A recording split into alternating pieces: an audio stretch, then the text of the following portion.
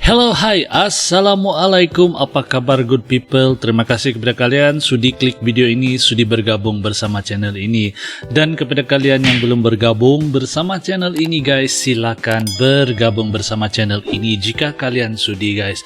Nah, semoga kalian yang sudi untuk nonton video ini selalu berada dalam keadaan sehat, sentiasa dimurahkan rezeki dan dipermudahkan segala urusan dunia dan juga akhirat. Amin, amin ya rabbal alamin. Nah guys, hari ini seperti biasa saya akan buat sebuah lagi reactions video, dan video yang saya akan react hari ini adalah sebuah video daripada channel Drama Politikus. Nah, video yang saya akan react ini berjudul Kenapa Chinese Indonesia lebih patriotis berbanding Chinese Malaysia. Itu satu persoalan yang sangat menarik dan judul yang sangat juga menarik. Mengapa guys? Keluarga Chinese di Indonesia itu lebih patriotis guys. Nah, mungkin kita akan dapat jawaban daripada video yang akan kita tonton bersama ini. Nah, tanpa berbasa-basi buang waktu, kita akan nonton video ini bareng guys. 1, 2. Bicara soal perayaan keagamaan dan kaum, Malaysia dan Indonesia mempunyai banyak persamaan. Antaranya perayaan Tahun Baru Cina ataupun perayaan Imlek.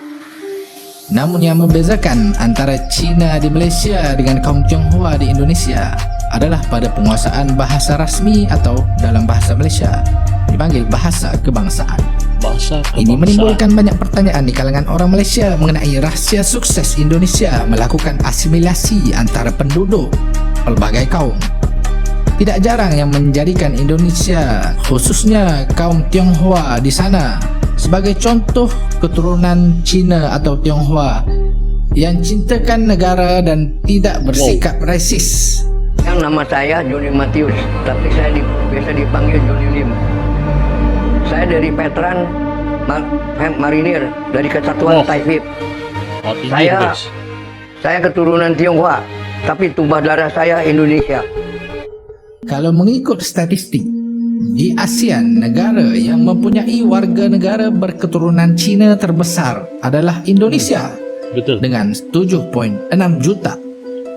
Di tempat kedua adalah Thailand dengan 7.2 juta. Dan barulah Malaysia dengan 6.9 juta. Sangat jauh beza. Jadi, apakah rahsia orang Cina di Indonesia terlihat lebih fasih berbahasa Indonesia berbanding orang Cina di Malaysia? Inilah Drama Politikus. Oke. Intro. Video asli akan saya letak di description box di bawah. Oke guys, pastikan kalian nonton sampai habis agar tidak terjadi sebarang salah faham atau menganggap channel ini hoax guys. Semoga video ini mampu mendamaikan Nusantara dan menyatukan Nusantara. Amin. Sebenarnya persoalan bahasa bukan sekadar percakapan. Ia adalah inti kepada persoalan besar pembinaan peradaban atau ketamadunan sesebuah negara. Seorang Chinese di Indonesia bisa berbahasa Indonesia bukan sahaja menunjukkan kesatuan dengan warga negara kaum lain. Siapa pun hairan guys. Ia juga menimbulkan semangat patriotisme. Sudah pasti bukanlah kami bermaksud warga negara yang tidak cekap berbahasa rasmi atau bahasa kebangsaan itu tidak bersikap patriotik. Bukan. Tapi ia merangsang pembentukan jiwa negara bangsa yang lebih solid. Buktinya, sejak merdeka hingga kini, Malaysia masih lagi berbicara tentang pembentukan negara bangsa yang tidak selesai-selesai. Itu betul sekali. Padahal sudah hampir lebih 70 tahun meh. Sedangkan di Indonesia, persoalan ini sudah selesai. Well, bukan hanya di Indonesia. Majoriti negara besar sebetulnya sudah beres pembentukan negara bangsa. Lihat Jepun, Korea, Turki, termasuk negara Arab di Timur Tengah. Namun ini sangat berbeza dengan Malaysia. Kenapa ya? Ada yang beralasan ini gara-gara Malaysia terdiri dari pelbagai kaum yang mempunyai bahasa yang berbeza. Indonesia bukan lagi itu saja, banyak, tanpa guys. disedari, dua kaum terbesar di Malaysia setelah kaum Melayu berasal dari dua tamadun kuno dunia, yaitu Cina dan India. Jadi, dua peradaban baru yang bertembung dengan satu kaum asal yaitu Melayu yang juga mempunyai sejarah peradaban yang tidak kalah dengan tamadun Cina dan India. Namun kejap. Kalau itulah alasan kita, Bagaimana pula dengan Indonesia? Indonesia lagi yang banyak mempunyai etnik. 718 bahasa berbeza yang dituturkan oleh 1340 suku bangsa di tanah air menurut sensus BPS tahun 2010. Mereka mempunyai 1340 bangsa, sedangkan kita hanya 3 kaum. Nah, disinilah terletaknya inti perbincangan. Adakah perbandingan antara 3 kaum di Malaysia? Guys, di Malaysia dia cakap 3 kaum saja. Jadi Sabah Sarawak guys, Kadazan Dusun dan juga Iban bukan di dalam Malaysia. Adminnya apalah. Oke, kita sambung nonton lagi. 1340 suku di Indonesia itu perbandingan yang fair. Sebabnya walaupun Malaysia hanya mempunyai 3 bahasa yang berbeza, di Malaysia tidak menjalankan proses asimilasi bahasa seperti yang terjadi di Indonesia. Sebaliknya, Malaysia masih mengamalkan integrasi. Jadi apa bezanya? Bezanya ada banyak, tapi kami memilih untuk fokus kepada satu sebab utama, iaitu pendidikan. Pendidikan di Indonesia tidak wujud 2 aliran berbeza. Bukan hanya mereka bertanah air satu, berbahasa satu, dan berbangsa satu. Indonesia juga berpendidikan satu. Luar biasa Indonesia.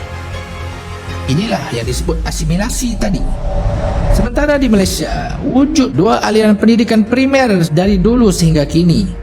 Yang pertama, sekolah kebangsaan, iaitu sistem yang memakai bahasa Malaysia sebagai bahasa pengantar. Dan yang kedua, sekolah vernakular yang memakai bahasa ibunda, iaitu Mandarin atau Tamil. Walaupun begitu, jangan salah faham, sekolah vernakular tetap mengajar subjek bahasa Malaysia dalam sekolahnya. Hanya saja ia tidak menjadi bahasa percakapan atau pertuturan utama oleh anak-anak dan para guru. Di antara 2 ini, wujud sebuah lanjutan dari pertembungan antara sekolah kebangsaan dan sekolah vernakular, iaitu sekolah jenis kebangsaan yang masuk dalam kategori sekolah kebangsaan.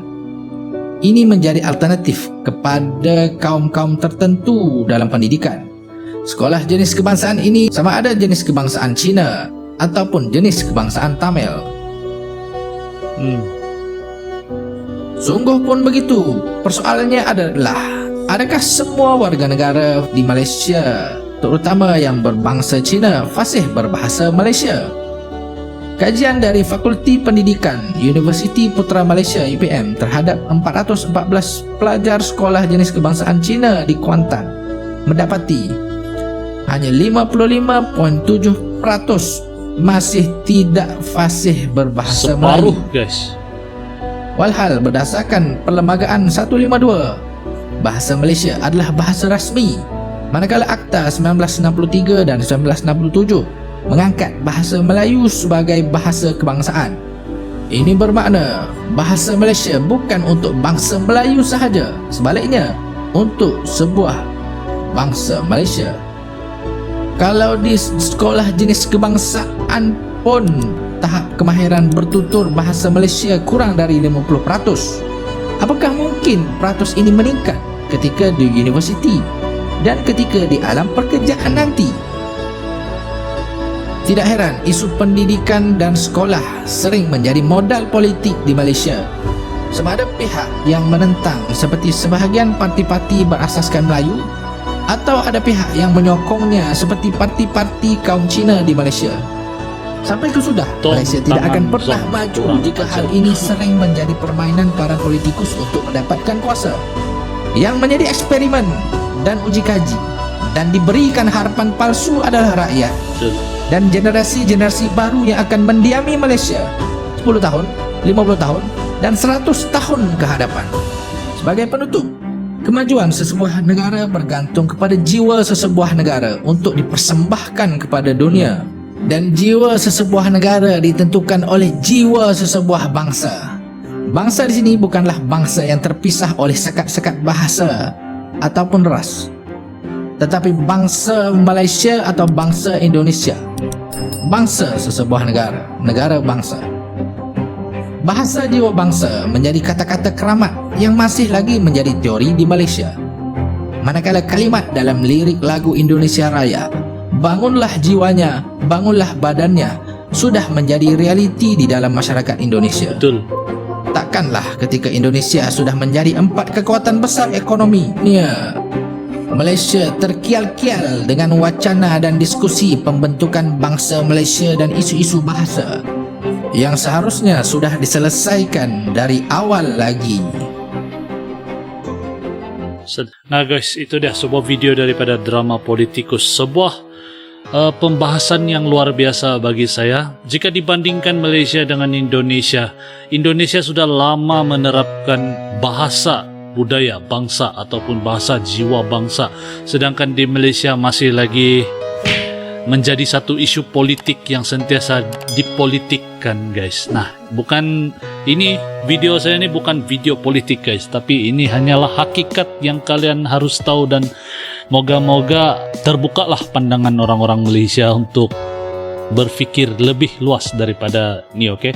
Bukan saya menjatuhkan negara, bukan saya menjatuhkan Malaysia, bukan saya memihak, tetapi Indonesia adalah sebuah negara contoh guys, yang dimana mencerminkan rakyat-rakyat yang berjiwa kenegaraan dan bersifat berjiwa lebih patriotisme daripada Malaysia guys. Itu hakikat, bukan lagi hakikat, fakta, memang fakta.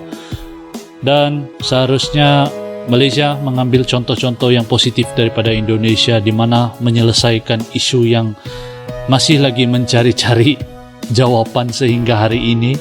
Nah, macam biasa guys, jangan lupa untuk bergabung bersama channel kecil ini jika kalian sudi. Saya sangat menghargai sekiranya kalian sudi buat bergabung bersama channel kecil ini guys. Oke, akhir kata daripada saya, salam santun, salam persaudaraan, salam kekeluargaan. Kita pasti berjumpa lagi di video yang akan datang guys. Jaga diri. Assalamualaikum.